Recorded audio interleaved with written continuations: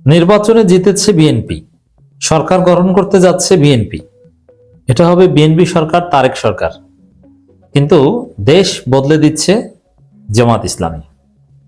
জামাতের সিদ্ধান্ত দেখে পুরো জাতি অবাক, ইমপ্রেসড এবং এক প্রকার তোলপাড়। জামাত এটা কি করছে?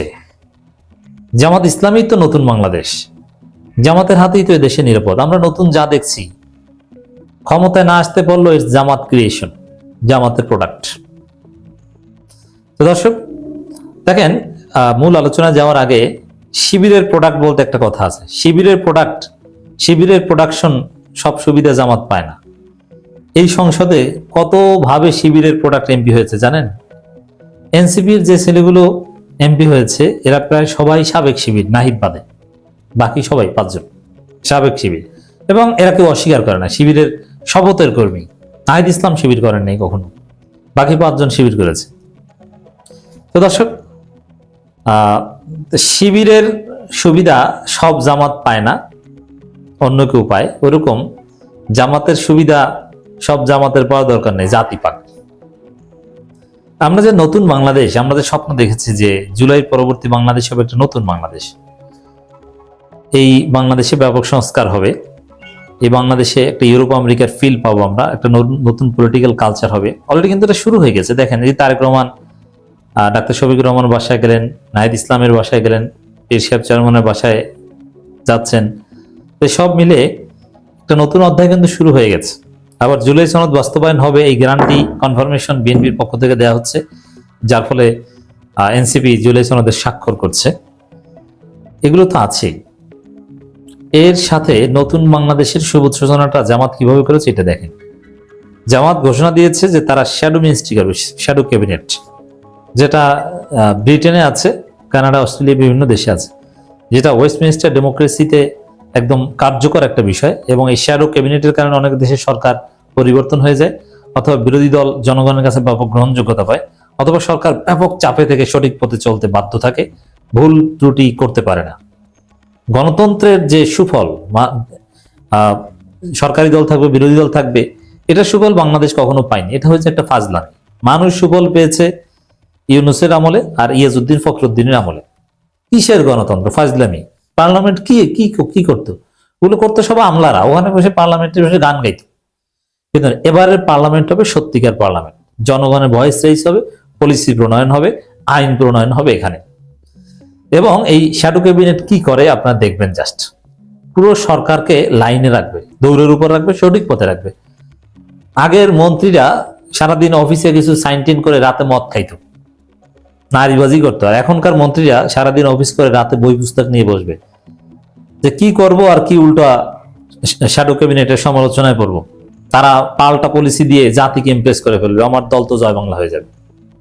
তারা সবাই বই পুস্তক নিয়ে দৌড়াদৌড়ি করতে হবে, জনগণের ভালোর জন্য প্রতিযোগিতা করতে হবে।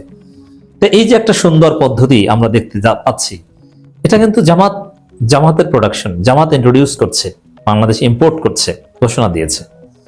এবং এছাড়া দেখেন, আমি মূল বিষয় কিন্তু এখনো আসিনি, মূল টপিক যেটা আজকে। এখানে আপনি যদি দেখেন, তারেক রহমান ডাক্তার শফিকুর রহমানের বাসায়, নাহিদ ইসলামের বাসায় গিয়েছেন। শুধু এটা না, মাঠ পর্যায়ে বিএনপির এমপিরা জামাতের পরাজিত প্রার্থীর বাসায় যাচ্ছে, এবং জামাতের এমপিরা বিএনপির পরাজিত প্রার্থীর বাসায় যাচ্ছে, এবং বিজয়ী এমপি পরাজিত প্রার্থীকে চিঠি দিচ্ছে, ফেসবুকে পোস্ট দিচ্ছে। মানে এই যে অসাধারণ একটা দৃশ্য, এই গ্রাউন্ড তৈরি করেছে কিন্তু জামাত, এই কালচার ইনিশিয়েট করেছে জামাত ইসলামী। এতেও পুরো জাতি অবাক। তারেক রহমান যে আজকে গিয়েছে, এটার কালচারটা স্টার্ট করেছে কিন্তু জামাত। দর্শক, এখানে জামাতের আর একটা সিদ্ধান্ত দেখেন, বাংলাদেশ কোথায় এসে পৌঁছেছে, যেটা একসময় কেউ কল্পনা করতে পারতো না। ট্যাক্স ফ্রি গাড়ি প্লট গ্রহণ করবে না জামাতের এমপিরা। পুরো জাতি অবাক। ট্যাক্স ফ্রি গাড়ি প্লট গ্রহণ করবে না জামাতের এমপিরা। অসাধারণ। আপনি চিন্তা করেন, আরে এমপি হয় তো কোটি কোটি টাকা খরচ করে এমপি হয় অবৈধ সুবিধা নেওয়ার জন্য, আর সেখানে জামাতের এমপিরা নিজের টাকা খরচ করে নেই, তারা এমপি হবে জনগণের জন্য, এবং ট্যাক্স ফ্রি গাড়ি বা কোনো সরকারি অতিরিক্ত অতিরঞ্জিত সুবিধা নিবে না। এটা জামাত নিবে না। জামাত তো নিলেও তারা এগুলোর অপব্যবহার করে না, কিন্তু জামাত নিবে না, এর প্রভাব পুরো বাংলাদেশের উপর পড়বে। এক পর্যায়ে বিএনপি এখানে প্রতিযোগিতা করার চেষ্টা করবে, তারাও কম্পিট করবে, তারাও অনেকে বলবে, অনেক ব্যক্তিগতভাবে বলবে এটা আইন আছে, চাইলে কেউ নিতে পারে। বিএনপির অনেক এমপি বলবে যে আমিও নেব না, জামাতেরটা দেখা দেখি। ওই যে জামাতের দেখা দেখি তারেক রহমান বললেন যে আমিও যাবো ডাক্তার শফিকুর রহমান বাসায়, নাইর ইসলামের বাসায়, রেজাউল করিমের বাসায়।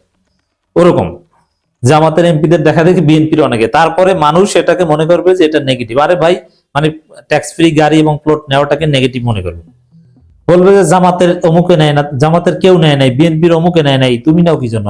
তুমি তো ধান্দাবাজ, তোমাকে তো আর ভোট দেবে না। পুরো জাতি একটা পরিবর্তনের মুখে দাঁড়িয়ে আছে, দেখছেন রাজনীতিতে কত বড় ইম্প্যাক্ট ফেলছে জামাতের এই নীতিগুলো। এবং জামাত যে আসলে বৃহত্তর স্বার্থে রাজনীতি করে, তারা যে ব্যক্তিগত স্বার্থে বা দলীয় ক্ষুদ্র স্বার্থে রাজনীতি করে না, ব্যক্তিগত ইনকামের জন্য রাজনীতি করে না, এটা প্রমাণিত হচ্ছে। এমনকি জামাত ওই দেখবেন আপনার পার্লামেন্ট শুরু হোক, যে ঋণ খেলাপিরা এমপি টেমপি ওদের এমপিগিরি ছুটাই দেবে জামাত। অনেক অনিয়ম, জামাতের বিরোধী দলীয় ভূমিকার কারণে অনেক অনিয়ম বাংলাদেশ থেকে উধাও হয়ে যাবে। এটা জামাত স্টার্ট করেছে, করবে। তো দর্শক, জামাত ইসলামের নির্বাচিত এমপিরা ট্যাক্স ফ্রি গাড়ি ও সরকারি প্লট গ্রহণ করবেন না বলে জানিয়েছেন দলটির নেতা ও সুপ্রিম কোর্টের জ্যেষ্ঠ আইনজীবী শিশির মনির।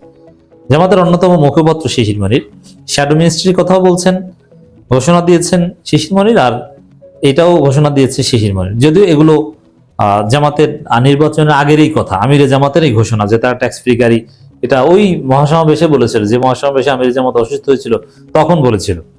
এখন এমপি হয়ে সাথে সাথে ঘোষণা দিয়ে দিয়েছে। জামাত যা বলে তা করে। জামাতকে যদি আপনারা ভোট দিয়ে সবাই মিলে ক্ষমতায় আনতেন, তাহলে দেখতেন যে বাংলাদেশটাকে তারা কোন জায়গায় নিয়ে যেত। হয়তো আল্লাহ যা করে ভালোর জন্যই করে, এখনো বিরোধী দলের থেকেও তারা অসাধারণ ভূমিকা পালন করবে, কিন্তু তারা ক্ষমতায় আসলে বাংলাদেশটাকে সিঙ্গাপুর, দক্ষিণ কোরিয়া বানিয়ে দিত। এখন ব্রিটেনের একটা ভাইব বাংলাদেশে তৈরি করছে জামাত। শিশির মনির বলেন, পূর্ব ঘোষণা অনুযায়ী আমাদের এমপি মহোদয়গণ ট্যাক্স ফ্রি গাড়ি এবং সরকারি প্লট গ্রহণ করবে না ইনশাল্লাহ। নির্বাচন আগে 2025 সালের 7 নভেম্বর সিলেটের নগরে একটি কনভেনশন হলে মহানগর জামাত আয়োজিত সুধী সমাবেশে জামাত ইসলাম আমি ডাক্তার শফিকুর রহমান ঘোষণা দেন। এর আগেও দিয়েছিলেন, তারা কেউ সরকারি প্লট নেবে না ও বিনা ট্যাক্সের গাড়িতে চলবে না। তিনি আরো বলেন, যদি কোনো কারণে আল্লাহর ইচ্ছে আমাদের বিরোধী দল বসতে হয়, আমরা আশ্বস্ত করছি প্রতিটি মানবিক ও ভালো কাজে আমরা অবশ্যই কর্মী হয়ে কাজ করব। ওই তখনকার ঘোষণা, এর মানে একটা গঠনমূলক কার্যকর বিরোধী দল। ওই বিরোধী দল মানে বিরোধিতার খাতিরে বিরোধিতা নয়, সরকারকে ইরিটেট করা নয়, সরকারকে সহযোগিতা করা এবং জনগণের কল্যাণটা নিশ্চিত করা সরকারের ভুল ত্রুটির বিরোধিতার মধ্য দিয়ে, সরকারের সংশোধনের উদ্দেশ্যে সরকারের ভুলের সমালোচনা। এটা হচ্ছে বিরোধী দল। বিরোধী দল মানে মারামারি করো, তুমি তোমার বিরুদ্ধে আমি, এটা না। কিন্তু তারা কিন্তু এক দল, কারণ সংসদ কিন্তু একটা, স্পিকার একজন, একজনের নেতৃত্বে সবাই এমপি, প্রধানমন্ত্রী কিন্তু জামাতেরও প্রধানমন্ত্রী তারেক রহমান। অতএব এই বিরোধী দলের মিনিংটা বুঝতে হবে। জামাত তো বাংলাদেশ বদলে দিচ্ছে ক্ষমতায় না এসব।